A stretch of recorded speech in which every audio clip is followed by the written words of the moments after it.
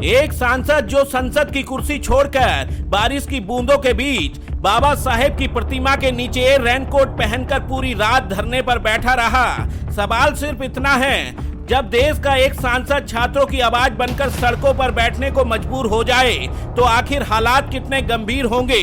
दिल्ली के जंतर मंतर पर जो कुछ हुआ उसने पूरे देश को हिला दिया। छात्रों की मांगों का जवाब बातचीत से नहीं बल्कि लाठियों से दिया गया।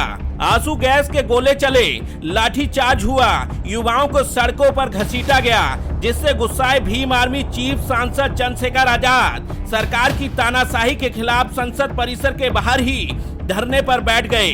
चंद्रशेखर आजाद ने पहले ही ऐलान किया था 20 तारीख को संसद तक ऐसी रैली निकलेगी जिसे दिल्ली सालों तक याद रखेगी। लेकिन रैली शुरू होने से पहले ही मोदी सरकार ने कार्रवाई शुरू कर दी। प्रदर्शनकारियों को हटाया गया, छात्रों पर लाठियां बरसाई गई, आंसू गैस के गोले छोड़े गए, युवाओं को सड़कों पर घसीटा गया। चंद्रशेखर आजाद संसद परिसर में ही खुले आसमान के नीचे मूसलाधार बारिश में पूरी रात धरने पर बैठे रहे और छात्रों के समर्थन में अपनी आवाज बुलंद कर दी। उनका संदेश साफ था, युवाओं पर अत्याचार बर्दाश्त नहीं किया जाएगा। लगातार बारिश हो रही थी लेकिन ना धरने पर बैठे छात्रों का हौसला भीगा और ना ही चंद्रशेखर आजाद का इरादा। उनके पीछे लगे पोस्टर भी बहुत कुछ बयां कर रहे हैं। छात्रों पर चली एक एक लाठी का जवाब सरकार को देना होगा।